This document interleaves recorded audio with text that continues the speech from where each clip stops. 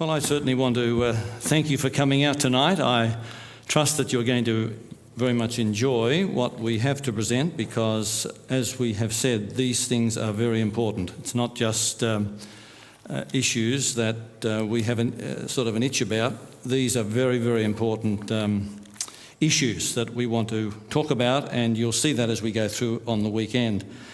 I don't know whether you know this little girl. Her name is Tilly Smith. Does anyone know who she was? Oh, yes, she's still alive. This little girl saved 100 people in the big tsunami in 2000 and, when was it? 2004, was it? It's become very relevant because we've had a big possibility of a big tsunami this week, wasn't it? But she saved 100 people, and this is what happened. She was on the beach. Her family from England, from Kent in England, were over in Phuket. And they were holidaying like so many people do when they go to Thailand and Phuket.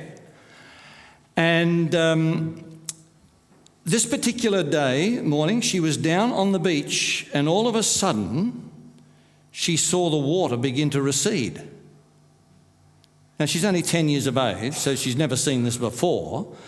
But suddenly, she remembered that in her geography class, a few months ago in school, her geography teacher had talked to the class about tsunamis.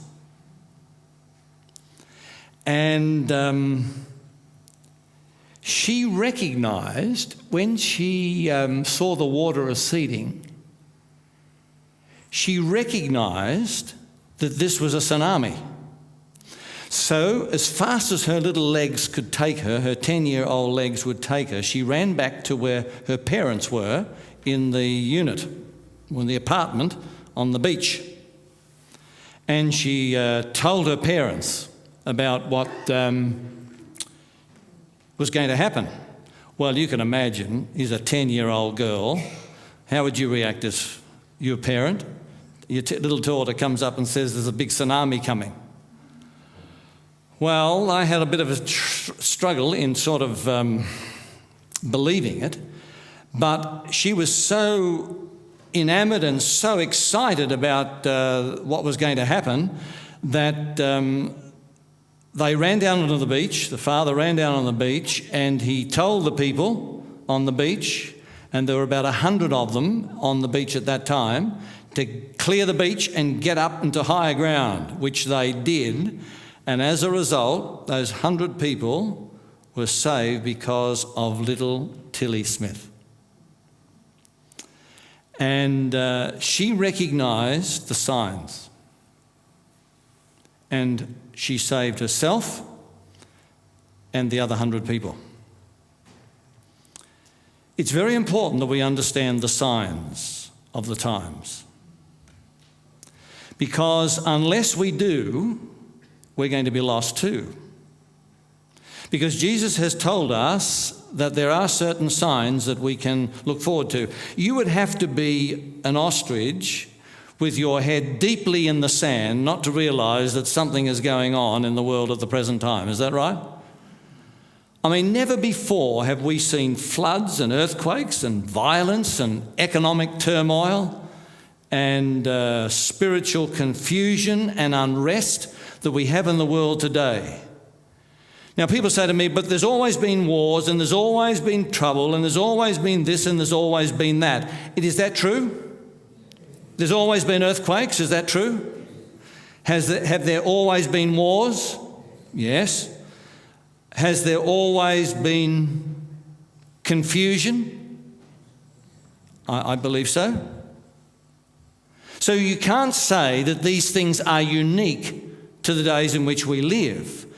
But what is unique to us today is the fact that these things are all happening together, quickly. And the intensification of the signs is the great sign of Christ's return. It's not any one individual thing on its own, But when we have all of these things taking place together and with great rapidity and over and over and over again. I mean, I've lived a few years and some of you have lived a few years too. You can never think back in your lifetime when we have experienced what we're experiencing today. Is that true? I mean, almost weekly, another great tragedy happens around the world. And we've had them here in Australia. And I want to read you a verse. If you've got your Bibles, would you like to open them to 1 Timothy? Now, Timothy's toward the back of the Bible. If you get Revelation, which is the last book in the Bible, then go back a few pages, past Peter, James, and the book of Hebrews, you'll come to 1 Timothy chapter 3. And I just want to read you 5 verses and see how relevant these are. Just listen to this.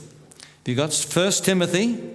There's 2 books of Timothy, 1 Timothy, chapter 3 and verse 1. This is what it says.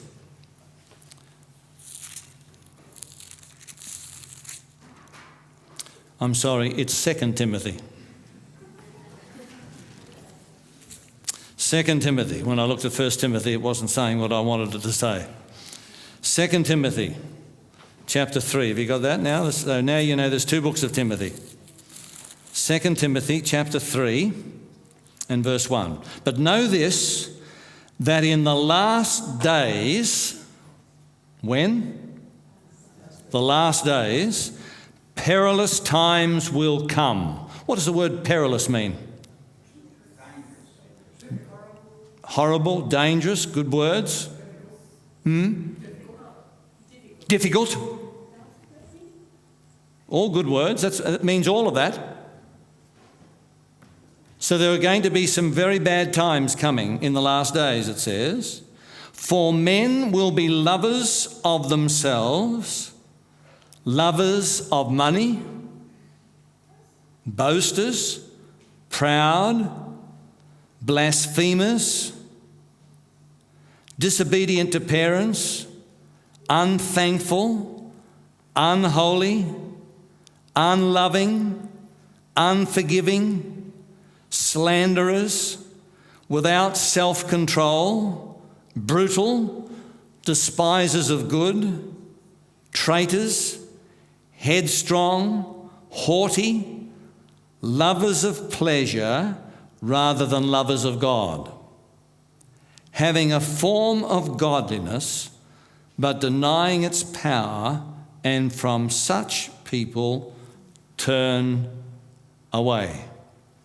So this is not only talking in the last days about the bad things that are happening in the world, and there's plenty of those listed there, but it even says that people are going to have a form of godliness. What does that mean? A form of godliness. What does the Bible mean by that? You know, it's important when we read these words that we understand what it's being said, isn't that right? And sometimes we may have read some of the times these verses, and we've read it so many times we just skim over it, but we need to think about what we're reading. A form of godliness. What does that mean? Pretense. All right, pretense, yes, that's a good word. Pretense. Act religious. Yeah. In other words, is the world, just before Jesus comes back, is it going to be religious? Yes, it is. While all these other things are going on, the world itself basically is going to be quite religious. But the religion that the Bible speaks about, that will be followed by the majority, is not the true, it's the counterfeit. And that's why it's very important this weekend that in the subjects that we deal with, that we understand the difference between the genuine and the counterfeit. And I'm going to be talking about that tomorrow again, because You cannot deal with the issues that are happening in the world today without reference to the counterfeit. And you know what a counterfeit is? A counterfeit is something that looks like the real thing, isn't that right? In fact, a counterfeit is so good that most of us would not be able to tell the difference. Otherwise, if you could tell the difference, it wouldn't be a deception, would it? For example, let me give you an illustration. If I gave you a $100 note tonight and I said, well, there's a $100 note and it was red, and I said to you, look, just give me $50 change and you keep the rest. How would you feel about that? Would you think that was a good bargain? I see you shaking your head in the negative. Why? Why wouldn't you be impressed by that? Yeah, because we know that $100 notes are not red. Isn't that right? So that's not a deception at all. A child would know the difference. But what if I gave you a green one? And I said to you, now listen, all you need to do is give me back $50 and you keep the rest. Would you think that that was perhaps a good bargain to enter into?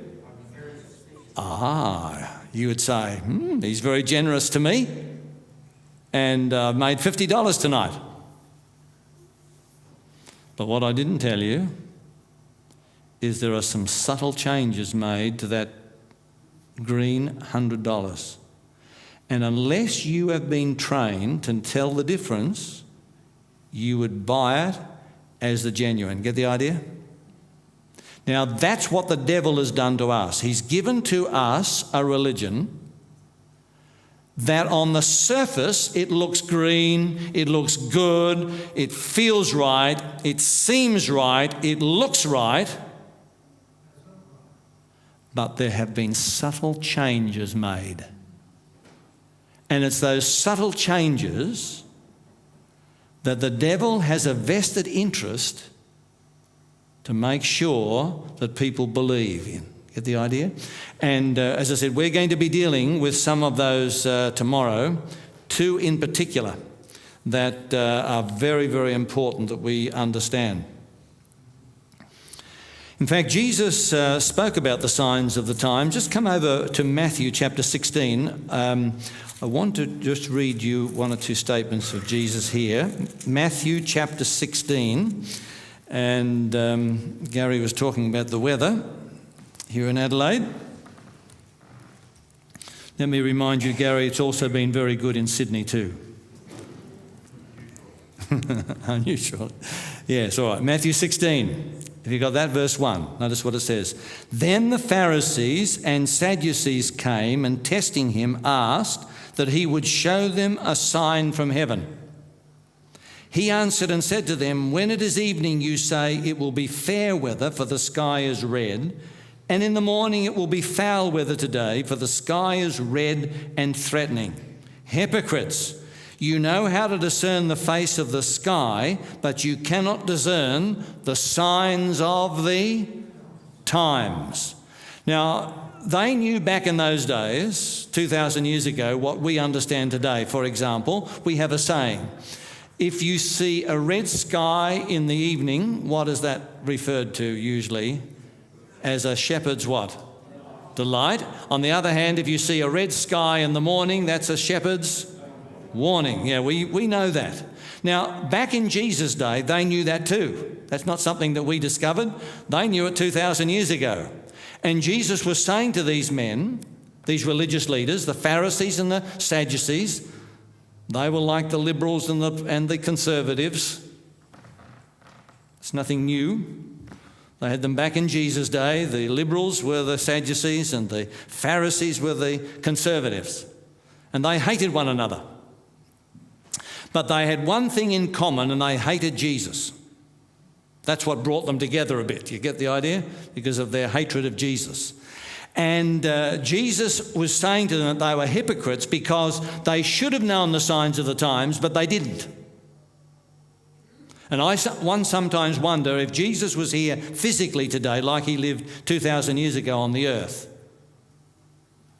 I think he'd say much the same to many in the world, Christians, religious people in the world today, as he said it back there, because the average person has no idea about the signs of the times.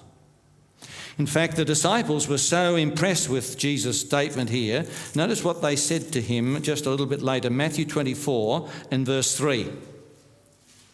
Matthew 24 and verse 3. They got Jesus away on his own one day, away from the crowds, and it says, "Now as he sat on the Mount of Olives, the disciples came to him privately saying," that means on their own, "Tell us, when will these things be, and what will be the sign of your coming and the end of the world," or the end of the age? So the disciples asked Jesus, what is going to be the sign of your coming and the end of the world? And the 24th chapter of Matthew and the 25th chapter of Matthew is Jesus' answer to that question.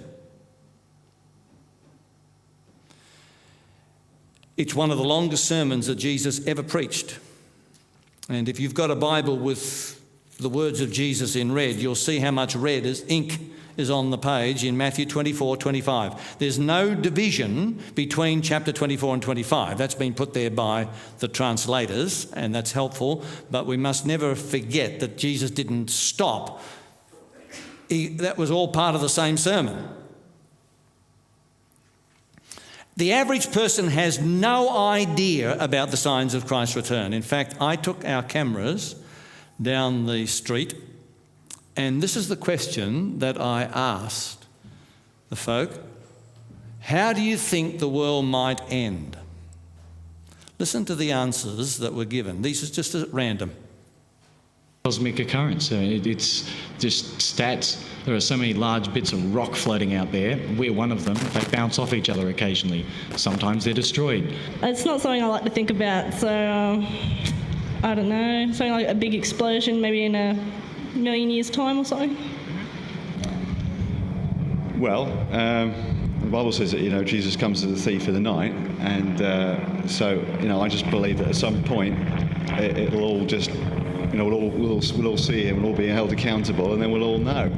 And suddenly, those who put their trust in him will be separated. I believe that's what I believe happens. I'm not sure. I don't think there will be an end like there wasn't a beginning. I think that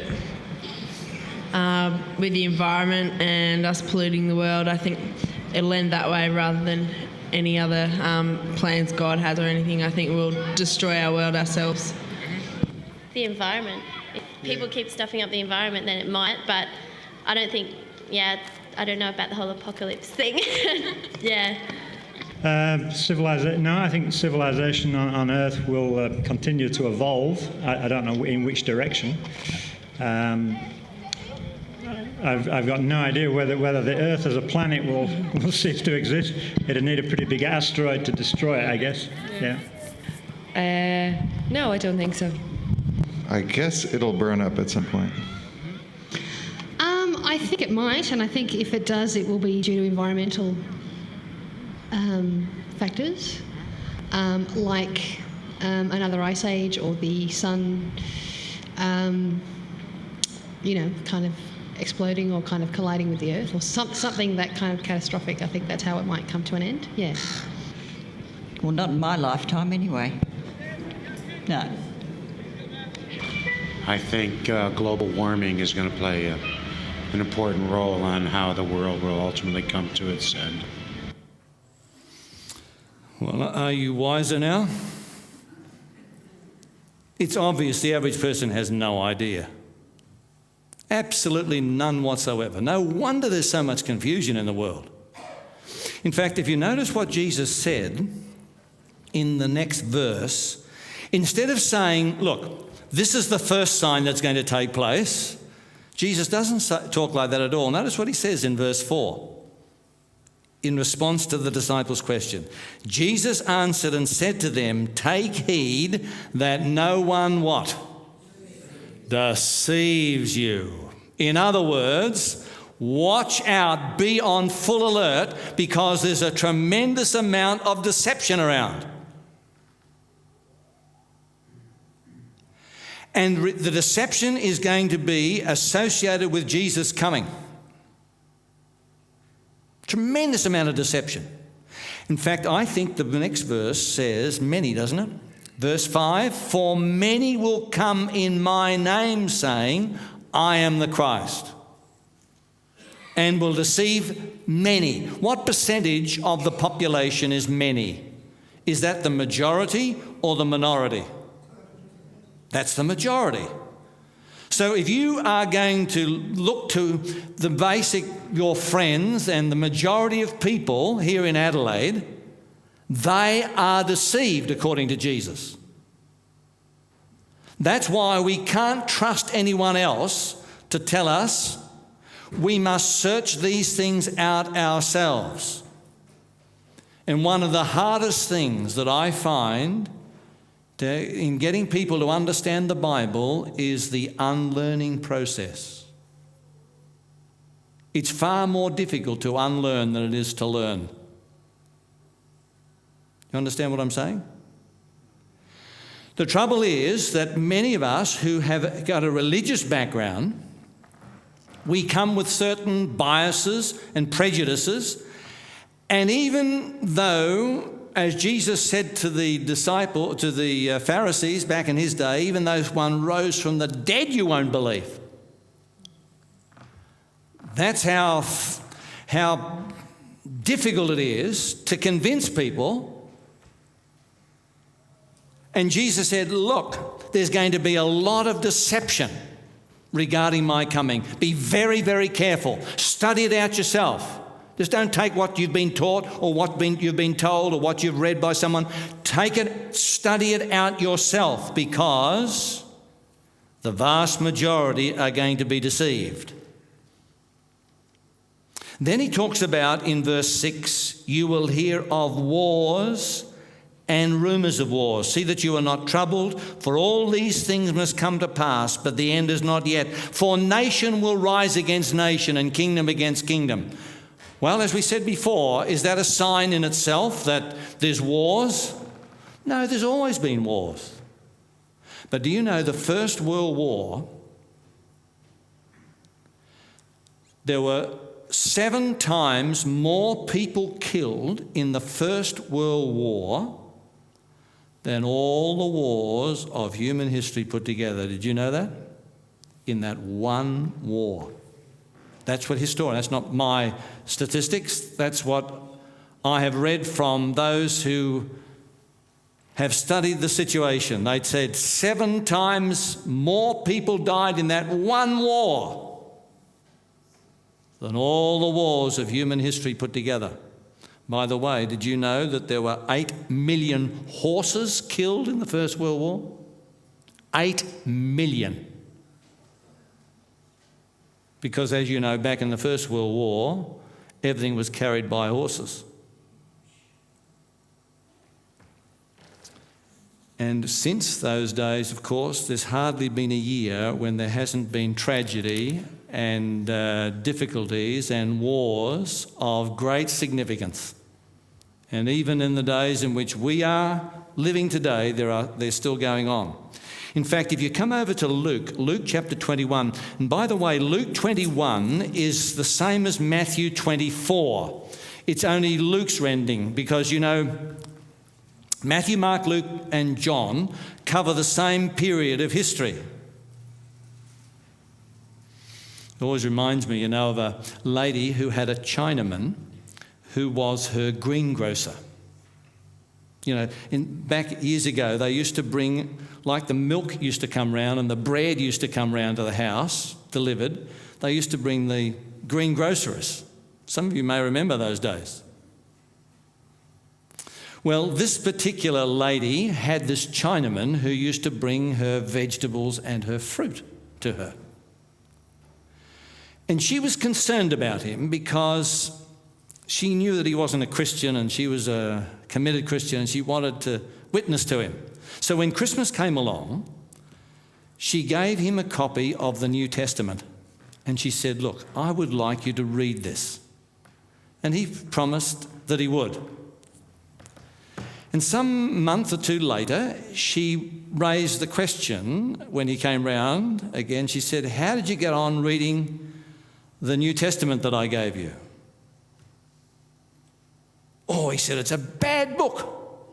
No, she said, it's the Bible.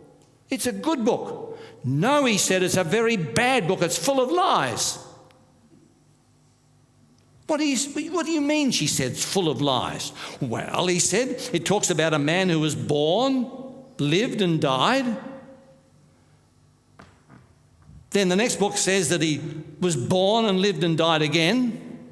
And the third one said he lived and born and died, the third. And then it said he did it a fourth time. Now he said, look, a man is born once, lives once, and he dies once, not 4 times.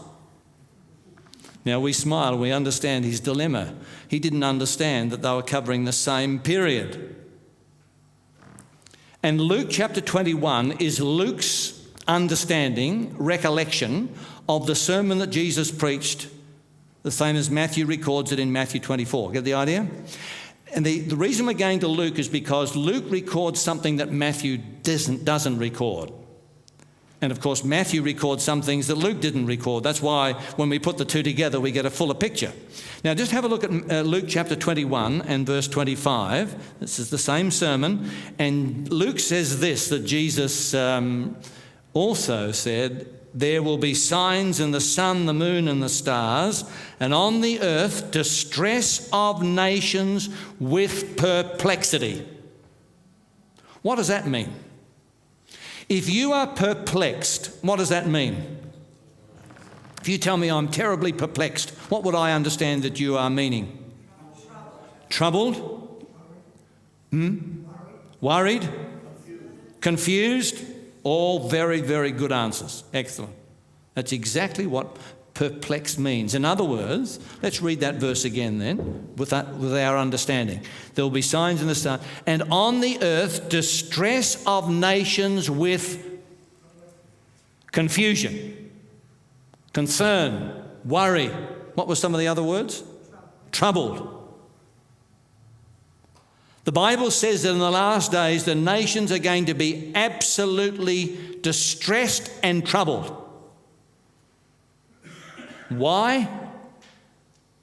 Verse 26 says, men's hearts failing them from fear and the expectation of those things which are coming on the earth, for the powers of the heaven will be shaken.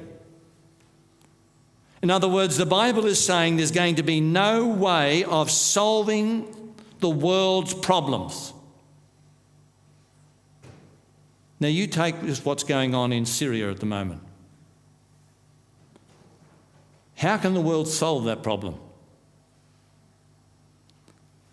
America's had its fingers burnt over Libya and Iraq, and Israel's pushing it to knock over Iran. What's it going to do with Syria?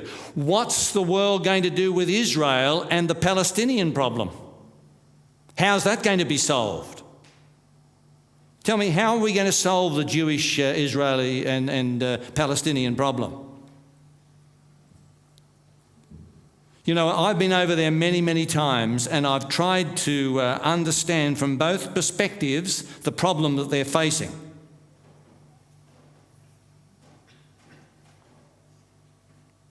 And when an arbitrary line was drawn in 1948, and if you lived on the Jewish side, which was going to become the Jewish side, and you had been an Arab, and you had farmed that land for hundreds of years, you had to get over on the other side. And they didn't have a nice farm waiting for you. They had a refugee camp. And those people are still living in those refugee camps today. And most of the suicide bombers all come from those camps. And you can understand, most of the camps have no running water, no sewerage, and they've been living like that for generations, since 1948. And I'm not taking sides, I'm just saying, how do you solve that problem? And the Jews feel that if all the land, the Arabs have got plenty of land, why can't they just give them that small little section there near the Mediterranean? How do you solve it? I don't know. And neither does anyone else. And that's why the Bible says here, distress of nations with perplexity. And even more fearful for all of us is the possibility that one day one of the rogue groups in the world like Al-Qaeda or some rogue organisation that perhaps is even worse than Al-Qaeda will get hold of nuclear weapons. Imagine if that was to take place. Suddenly, the fear that would be in the world, and that's the Bible picture here in the last days, that there's going to be fear with perplexity. And the powers of the heavens are going to be shaken.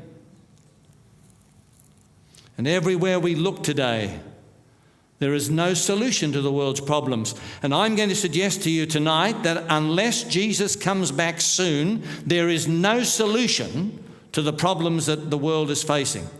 Mankind cannot solve the problems. And all of us have lived long enough to see that no one has the answer to the problems in the world. And one thing seems to go into the background, but then three more pop up. And Jesus indicated here that there's going to be great distress today just before Jesus' return. Fear and uncertainty. Then if you go back to Matthew 24, Jesus talked about signs also in the natural world, and I'm not going to spend a lot of time on these, but I just want to give you the context of Matthew chapter 24, where it says, Matthew 24 verse 7, "For nation will rise against nation, kingdom against kingdom, and there will be famines." You know, you'd think with all the possibilities and all the agricultural knowledge that we have today in the world, that we would be able to feed everybody. But the facts are that there are millions who are going to bed starving tonight. And I know it's hard for us to appreciate starving because most of us have a problem on the other side. That's why Jenny Craig does well, and some of these other weight loss programs. I was just talking to my doctor this week, and he reminded me, he said, you know, weight, we are much, all of us, our expectations and our understanding of weight is very different today than it was even a generation ago. He said, if you go back to our grandparents' day, they were thin and so forth. Today, we have an expectation where we're bigger, and we sort of think that that's the norm, when in actual fact the norm is we're all overweight. That's why diabetes and heart disease and so forth, cancer and these things are so prevalent today. But Jesus indicated that famines, and you've seen those terrible pictures of the children in Africa that just makes your heart bleed. If you imagine yourself, if you were in that circumstance, it's just terrible. Tragedy. And yet Jesus talked about famines, and then he talks about pestilences. The amazing thing is today that we have lived through an age in which things like penicillin have been discovered, and all of us have lived through the wonderful advances of medical science. But do you know today that the very things that they have discovered that have saved us in the last 50, 100 years, because many doctors today are overprescribing antibiotics. And because of that, the human body is building up an immunity. And when you add to the fact that in the animal world they are feeding them on antibiotics as well, which means that as people eat meat and so forth, they are continually imbibing antibiotics, which is building up an immunity against the system, so that the very things that were there to save us are now no longer able to save us. And Jesus indicated pestilences. We're going to be part of the last days, and earthquakes in various places. And I don't have to quote you any figures on earthquakes. You see what's going on as well as I do. But once again, we remind ourselves that all of these things, it's not these things in isolation, but when we see all of these things taking place together, then Jesus said, you know that my coming is near. And we are living in an age today in which I believe that Jesus is coming and coming soon. In fact, if you notice in verse 15 of the same chapter, Matthew 24, verse 15, it's interesting that Jesus talked about understanding a book of the Bible. What book did Jesus say we ought to understand? Just have a look at verse 15. Therefore, when you see the abomination of desolation spoken of by whom? Daniel the prophet. It's interesting that in relationship to the second coming of Jesus, Jesus said, understand Daniel.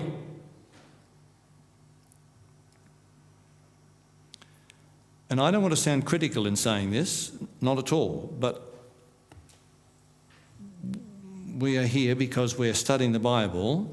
You know, the sad thing is that even people who go to church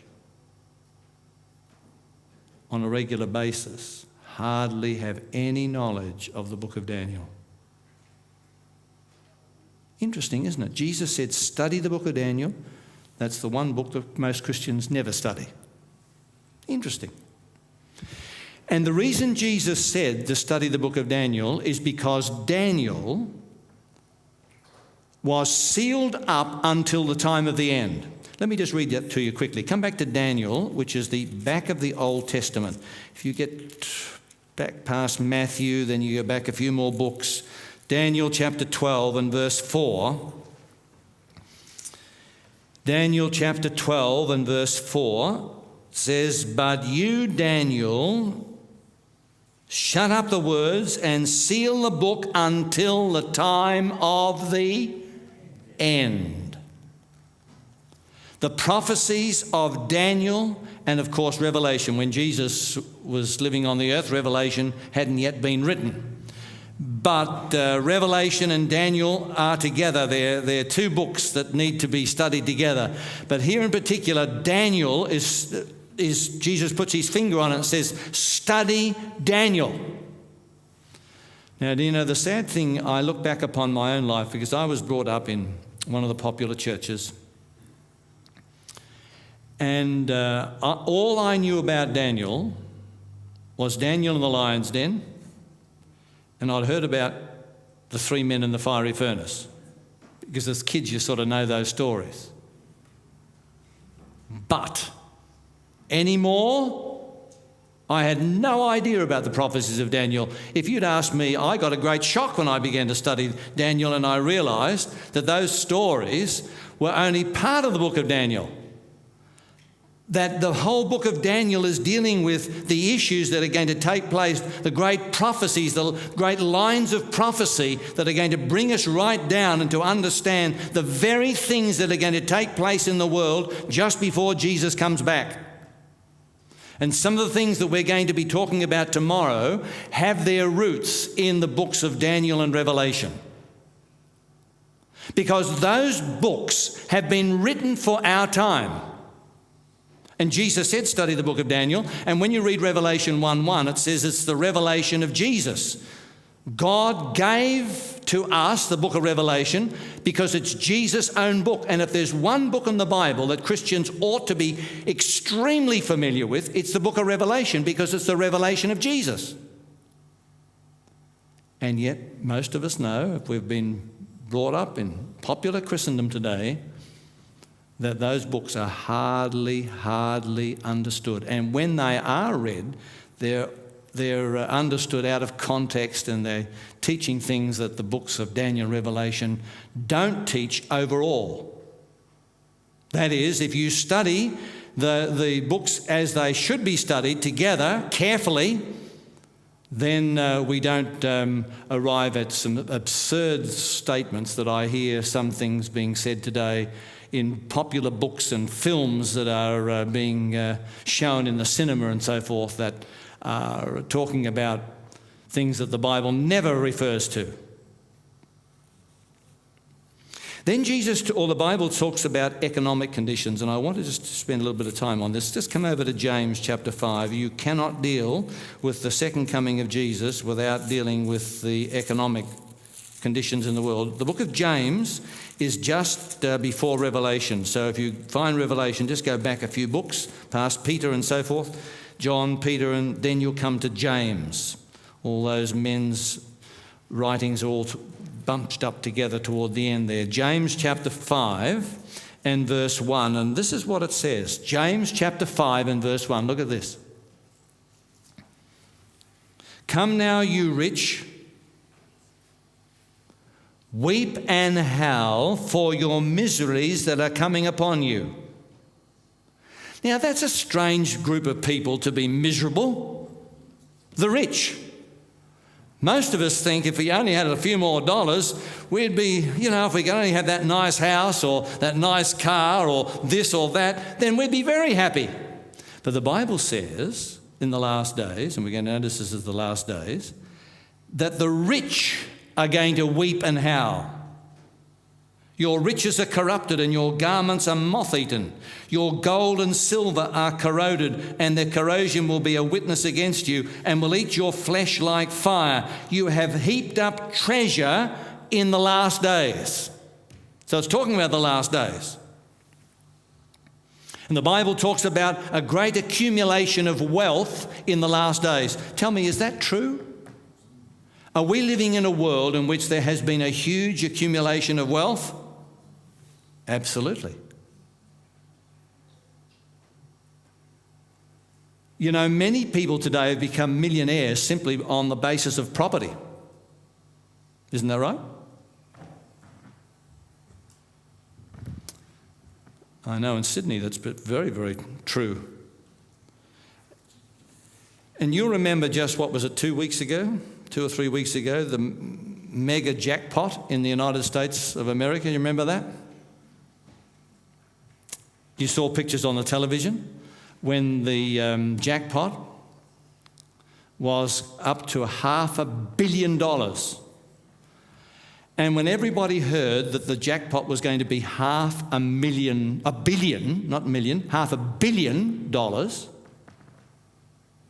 they went out in the streets and you saw pictures of them, didn't you, lining up buying tickets? Did you see that? And it pushed the jackpot up to billions of dollars. And the chances of someone winning the lotto was 1 in 170 million. So your chances weren't very high. But, as we know, when finally that Saturday night and the balls rolled down and they came to stop, do you remember how many people won? 3. That's right. 3 people. And they won an amount of $640 million each. What would you do with $640 million? Well, that's what they got. But I want to tell you something. This is the rub. You can't expect to have a preacher without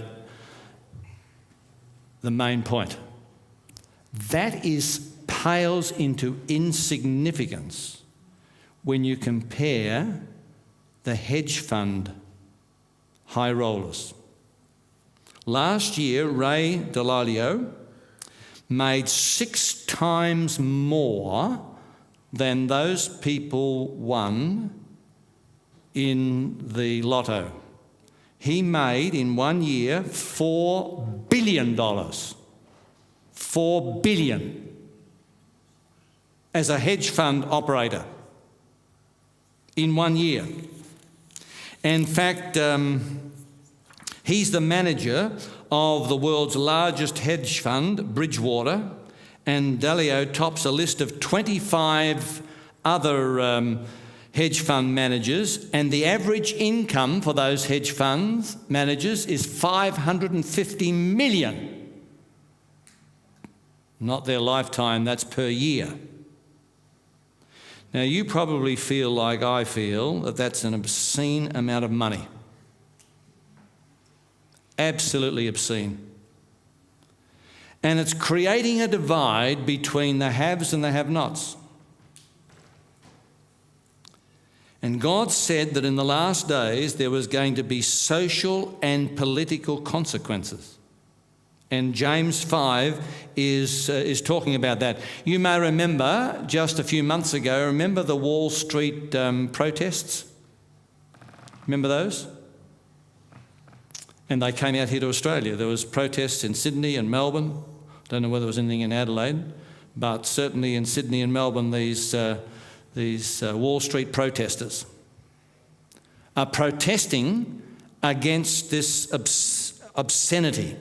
They're talking about the 1%, and that's become a colloquial expression now, the 1%, a term that crops up regularly in the public dialogue in its shorthand for the concentration of wealth in the hands of just 1% of the population. The other 99% of us have to share in the spoils of what's left.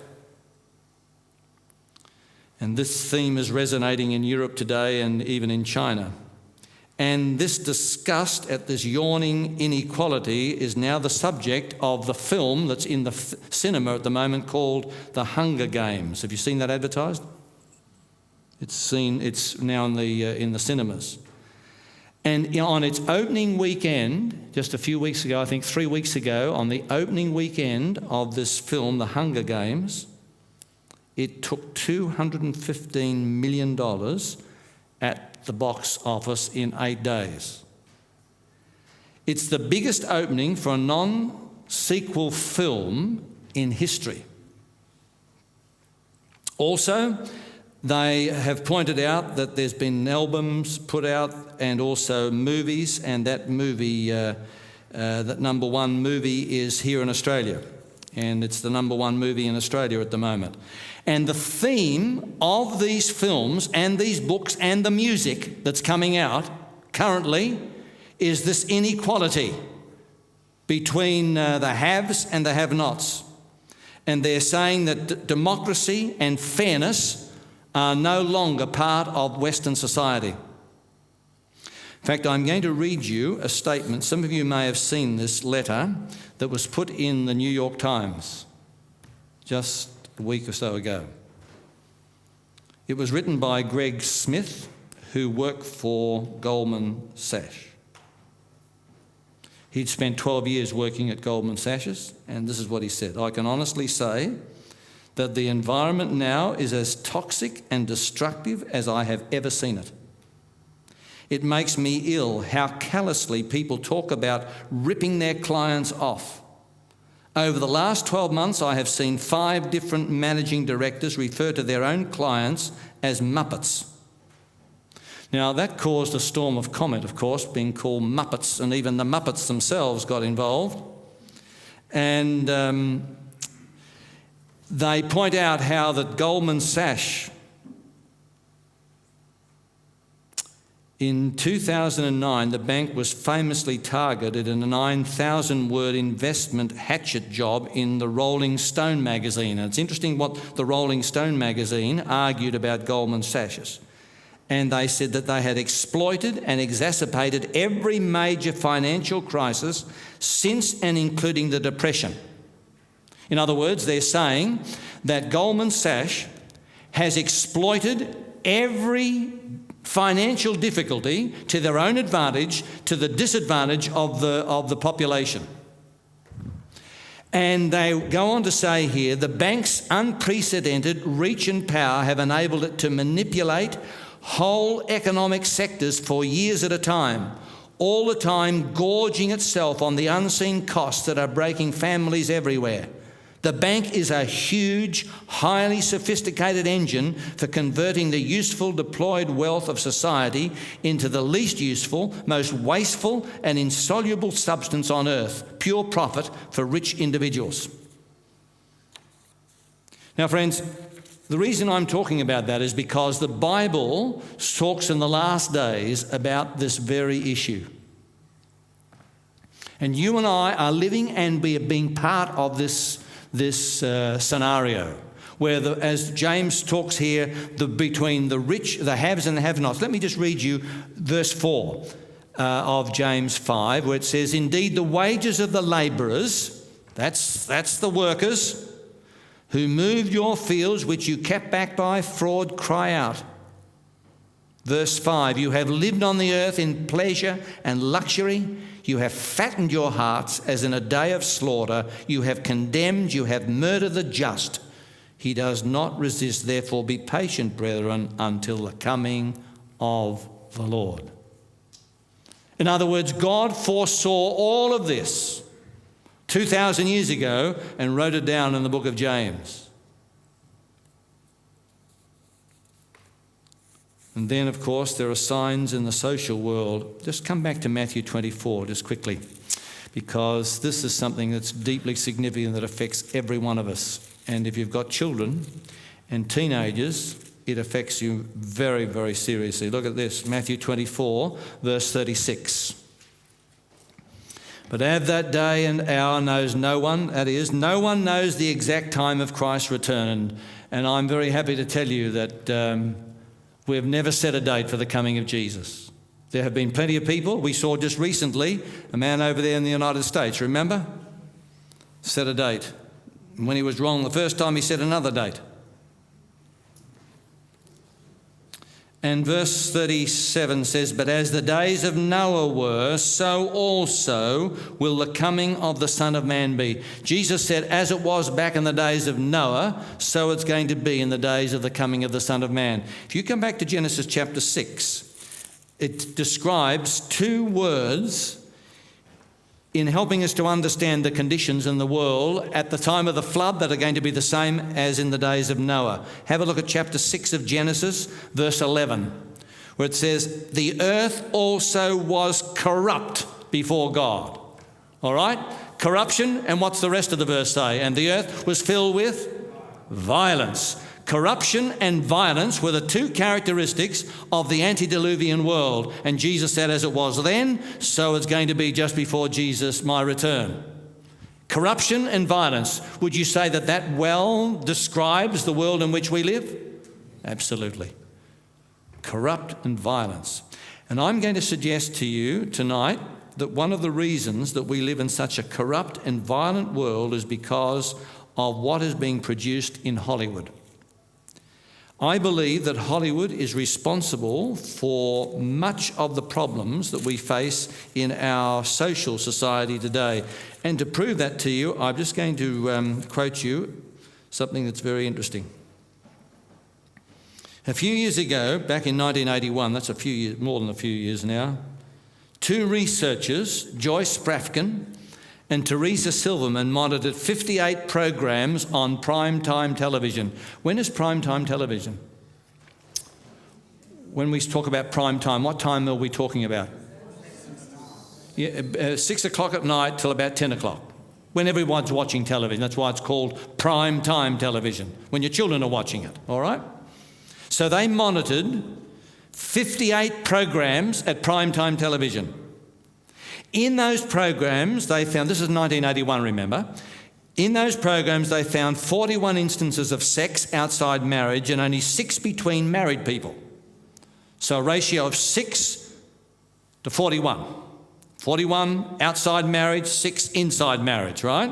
That's in 1981. Recently, they carried out another survey. From April 28 to May 25, they logged 615 instances of sexual activity depicted or discussed on primetime TV, a ratio of 571 to 44, 13 to 1, favouring sex outside marriage. 13 to 1. Now, what's that message? What is the message that every young person, every teenager, every adult as well, what's the message that's coming through? Of course it's all right. Everyone's doing it. And there's nothing wrong with it. And that's a subtle message. That's the environment in which we are all being brainwashed into accepting. And every one of us is affected by it. You cannot say that none of us are not affected. We all are affected by it. Because we are breathing that attitude into our being, and our children are absorbing it.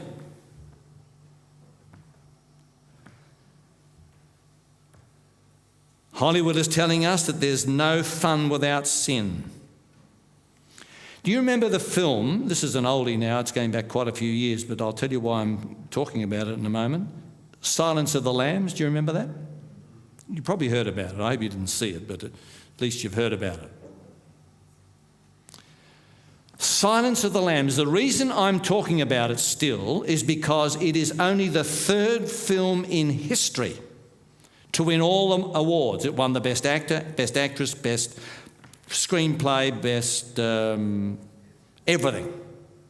There's only 3 films in history that have ever done that, and it's the last one that did it, The Silence of the Lambs. Now, I was interested to read what the film critics said. The plot of Silence of the Lambs centres on a transvestite serial killer who stuffs the larvae of a rare moth down the throats of his victims after he has skinned them. He selects overweight women as the targets of his wrath, holding them prisoner and starving them for a time before slaughtering them so that their skin will hang loose on their frames. The criminals are so bizarre and extreme in their sadistic pleasures that they are more ridiculous than frightening. Now, that's the film that won every award. That's what it's about.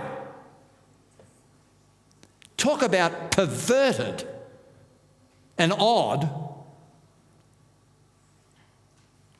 Then could I remind you about the violence on the movies and television? Since 1955, TV characters have been murdered at a rate 1,000 times more than happens in real life. Now, it's bad enough in real life, isn't it? I mean, every day almost we're reading about someone else murdered. It's bad enough. But on television, people are murdered 1,000 times more than actually happens in real life. And I would say that it's impossible for you to go home and turn your television on without seeing a film on rape or murder or something like that. Is that right? Almost guaranteed. Other researchers, Rothman, Litcher and Litcher, report that a normal night's viewing would include 12 murders, 15 to 20 robberies, rapes, assaults and other crimes. And what about the foul language? A lady wrote to Channel 9 in Sydney recently. She says, "I'm sick to death of the crude and vulgar language. How much more explicit can it get? Why must decent people be embarrassed in front of their children by obscene words?" And any one of us here who've got teenagers know that the F word is a word, and if you've got girls, there's something about that word when girls use it that sort of jars. It's bad enough when guys use it, but when a girl uses it, I think there's something that's even lower. Now, why are our teenagers using that word? Simply because that word is being thrown at them all the time on videos and the movies and so forth, and even on television late at night. And our kids are being part of the society in which we live, and they, unless we can help to protect them, and I don't know how that's really possible in today's world. We just need to pray for protection for our kids, because they are being exposed to this all the time. And why do I talk this way? You know, sometimes I've had people say to me, Geoff, don't talk to me about these things anymore. It just upsets me. Well, I understand that, and it upsets me too. But that's the world in which we live. You know, I like to use an illustration. If I knew that your house was going to burn down in the next 12 months, let's say I really know that your house is going to burn down in the next 12 months. Would you want me to tell you, or would you not want me to tell you? Do you want to know, or do you not want to know? Do you want to know? Why? That's terrible news. Your house is going to burn down. Why would you want to know that? That's not good news. Why would you want to know? Those who are saying that you want to know, why would you want to know?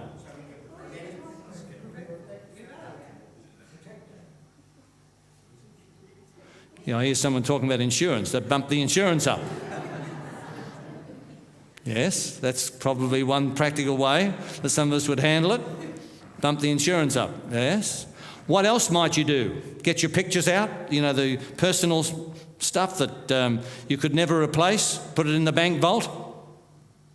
In other words, even though it's bad news that your house is going to be burned down with all its associated feelings and emotions, nevertheless, we would like to know, because it gives us time to what? Prepare. That's the reason why it's important to know. That's the reason I would want to know, so it gives me time to prepare. That's the reason Jesus has told us these things. It's not to frighten us, it's to give us time to prepare. Because Jesus is coming, whether you believe it and whether I believe it or not. Jesus is still coming. And he doesn't want any of us to be lost. He wants us all to be saved. That's why he's told us these things, to help our numb minds as we see all these things taking place in the world around us. It gives us confidence that Jesus loves us and cares for us, and he wants us to spend eternity with him. He wants us to be there. He doesn't want any of us to be lost. You know, one of the most wonderful things that I discovered when I began to study the Bible, because I had been brought up with the idea that God was looking for one mistake to clout us, to keep us out of heaven. But when I began to seriously look at the Bible, I found the Bible taught the very opposite, that God is looking for every excuse to get me into heaven. And the only person who's going to be lost is those persons who deliberately choose not to respond to the leading of God. Get the idea? When I understood that, it changed my concept and my understanding about God. And God wants us to be saved, and he's given us these warnings, not to frighten us, but to give us time to prepare. And this evening, I believe the most important thing is to be ready for when Jesus comes. Don't you think that's true? I tell you, I want to put my hand up tonight and say, Lord, I want to be ready when Jesus comes back. How many would like to join me and say, I want to be ready when Jesus comes back? Yes, God bless you. Let's just bow our heads in prayer. Our Father in heaven, I just want to thank you again tonight for your love. And I want to thank you that you have told us these things before they come to pass, so that as we see them coming to pass, that it gives us confidence that we haven't followed cunningly devised fables, that this is not some fairy tale, that this is real and it's true, and that you want to shake us from our lethargy, that you want to shake us out of our easy living, so that we will understand seriously the days in which we live. And so I pray tonight that you will help us to accept you again as our personal Saviour. We love you, Lord, and we know that you love us, and we want to be found in your kingdom. And so bless each of us. And as we go home tonight, please travel with us and protect and care for us, and bring us back tomorrow morning here at 10 o'clock as we further study and look into these wonderful, wonderful teachings from your word, the great counterfeits, and how the devil is deceiving us today, so that we will be ready and not deceive when Jesus comes back. To this end, bless us now, I pray, for Christ's sake. Amen.